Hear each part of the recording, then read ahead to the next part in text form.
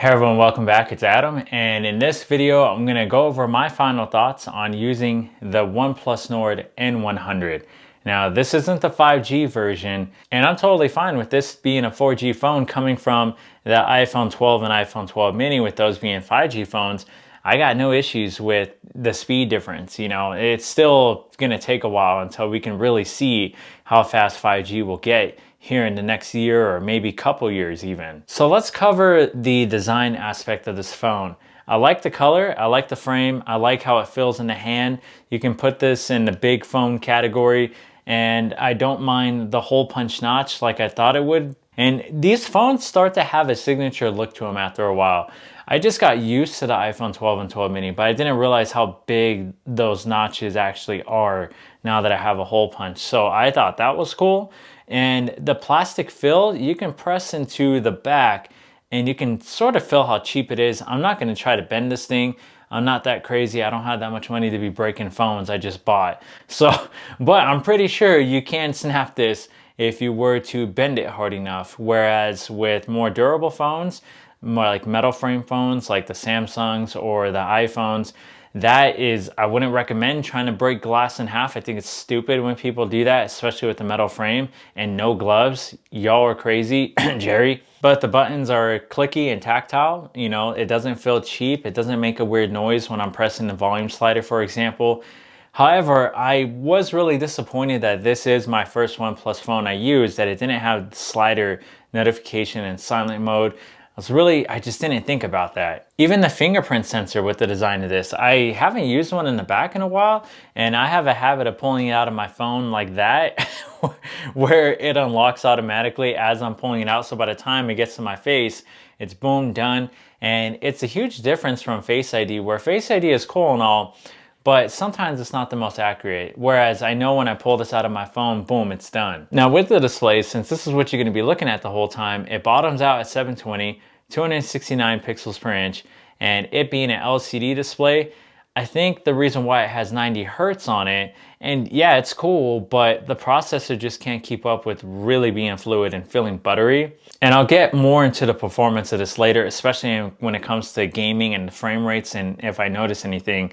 But I think I just would have rather preferred it to be a better display when it comes to resolution than worrying about 90 hertz. But that's just kind of what OnePlus is known for. So I think they did that because they said, well, everyone that's getting OnePlus phone is used to that. So we want to keep consistent when it comes to what we're doing with our phones. One thing I wish iPhones did that even this phone does is activate reading mode, for example, to where it's easier on your eyes, changing it to grayscale.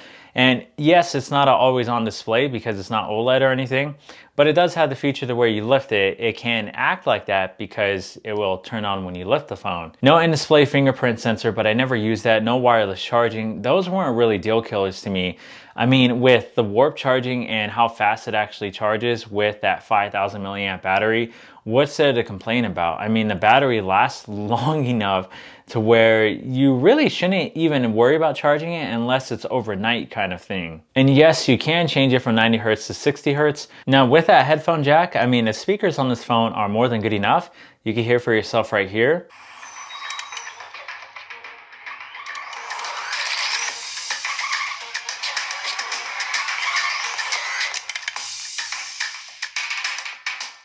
Now the sound sounds a little bit muffled, obviously, compared to my iPhones or any other phone I have used in the past that was more flagship. But again, this is the first Android phone I had in a while.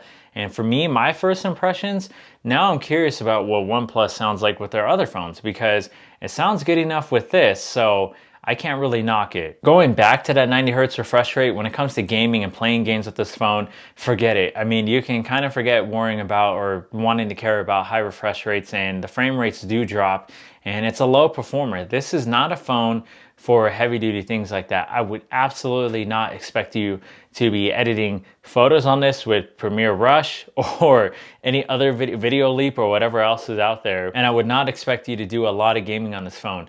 The number one game I was playing with this phone was Call of Duty, and I notice I get killed more. I notice I can't even play in peace as well. It kind of gets frustrating. I mean, the only games you really are going to play with having peace of mind are like Lumosity or Mind Games or Checkers or so.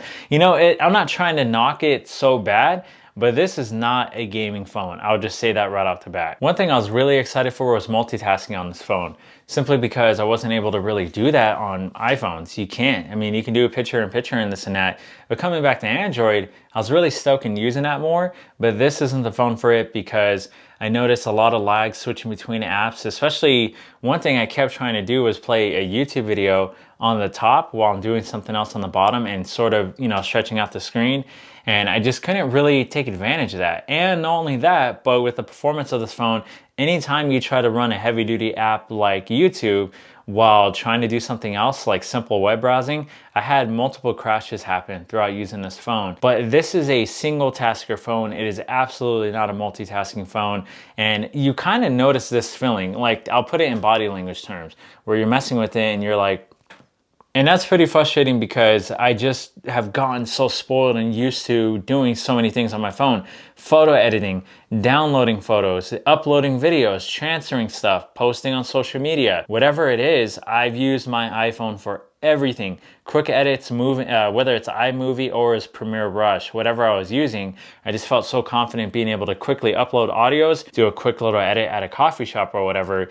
I just know I'm not going to be able to do it with this one. Now, as far as Oxygen OS goes on the OnePlus, I think they're doing a fantastic job. It actually made me wish they had their own app store in a sense, because I kind of don't like, I'm just not a huge fan of Google Play and the way their framework is and the way downloading apps is and this and that. But again, I'm new to Android. This is coming from someone that's been using iPhones for years now. It just opened my eyes to how much you can do. It's now making me curious about using a pure Android phone or upgrading, like I said, my OnePlus phone and trying something else out. Because when it comes to the multitasking, when it comes to actually being able to do widgets in a different way, just the app drawer, just customizing things, you know, your themes and all this and that, downloading launchers and whatnot.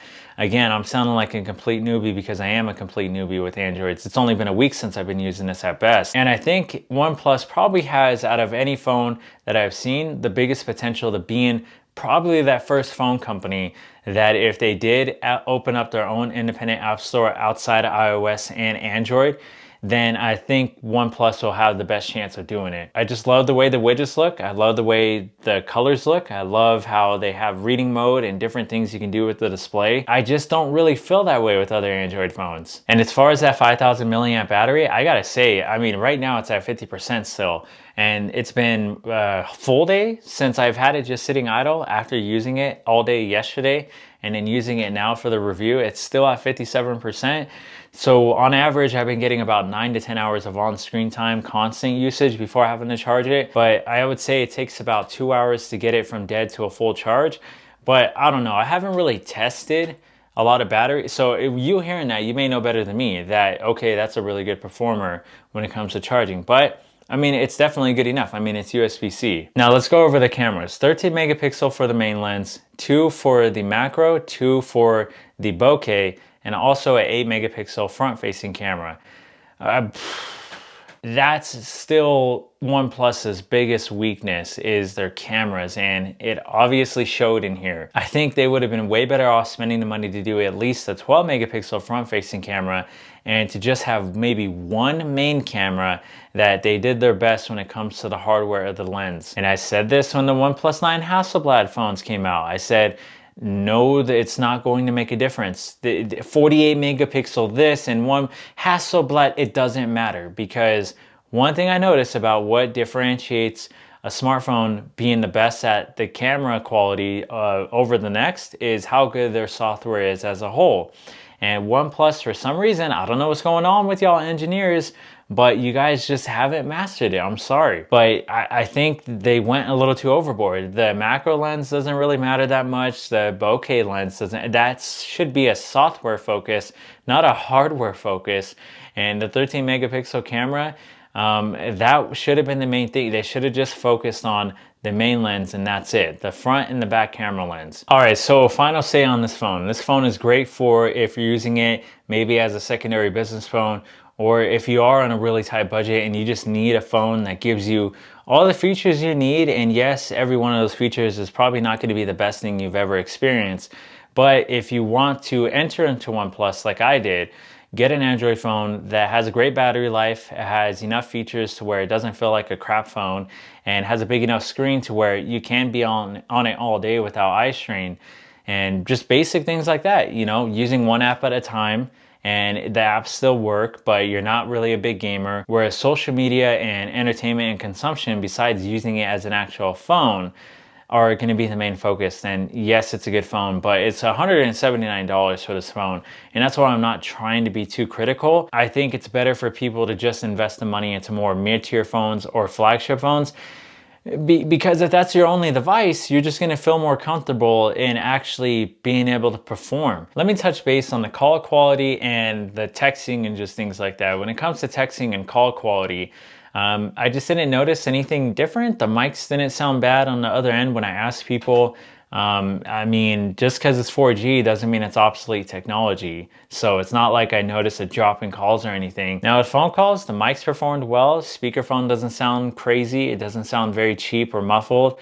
With messaging, obviously I miss having my iMessage because I was used to sending so many audios on this net, but does it perform really well? Yeah, messages go through quickly.